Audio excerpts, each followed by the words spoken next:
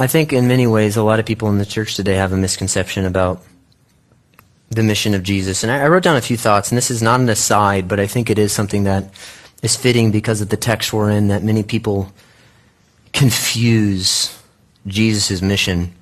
I saw a pastor this week, very well-known pastor, that said, he tweeted or something, never Trump, this year Harris, always Jesus. I just want you to understand that that is one of the most foolish things I've ever seen. And here's why. People have asked me this week if I have opinions politically. I have opinions, a lot of them. I'm not a political commentator. I'm a preacher of the Bible. But certain things politically are more theological than they used to be. So let me just give you some things about where I stand, because people have texted me a few things, and I'll just...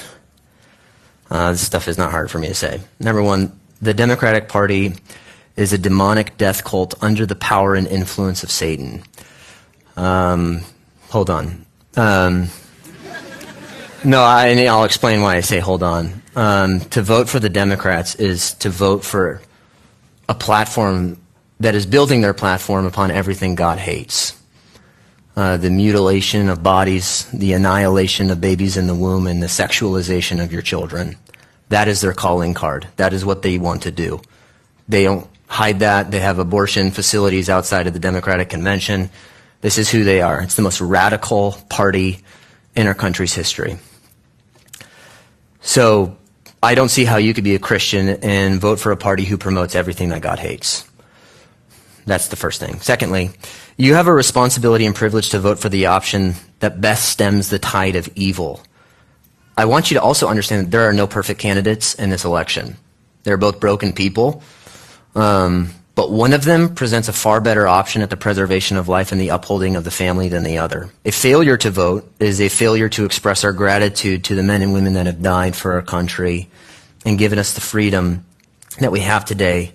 It's also a failure to, I believe, obey the calling that we have to uphold the righteousness in our land. You don't have to like the personality. You just vote for the best option between the policies. And one of them is far less worse than the other. I think that's obvious. And a vote, just in general, it comes from the Latin word votum, which means to make a choice. You're not voting for a pastor. You're voting for a guy that, as best we have as an option, upholds righteousness in the land. Number three, and this is why I said hold on, because there are certain people that are going to amen the political thing, but I also want the amens just to be as loud as when I say this. Our hope is not in a political party. Who is in the White House is far less important than who is on the throne in heaven.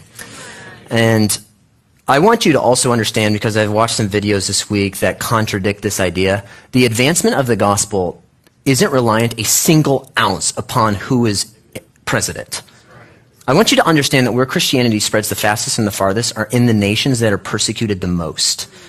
Not where there's the most religious freedom. The reason our world is crumbling, the reason we're under the judgment of God, is because we've turned our back on God. And if you want to see political reform, you need to see a spiritual revival. It's not the other way around. You don't pursue political reform so that there can be a spiritual revival. So when people say things like, we need to get this guy in office and then there will be a spiritual revival in our land, no, there won't be. No, there won't be. That's not the way it works, and that's never been the way it works. Number four, we should speak out against the evil of our day, but you should never turn the mission field into your enemy. You can call out the policies, call out the issues. I can speak against the horrors of abortion. Makes God weep. The trans agenda, whatever it may be. I have a heart for those people. And you ought to have a heart for them.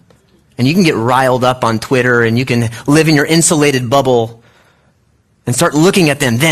No, that's why you're here. And if you don't understand that, you don't understand what your mission is as a Christian. Number five, if you are more likely to promote your political views than you are to proclaim Jesus Christ, if people know you more for being a Republican than they do for being a Christ follower, your priorities are way out of whack.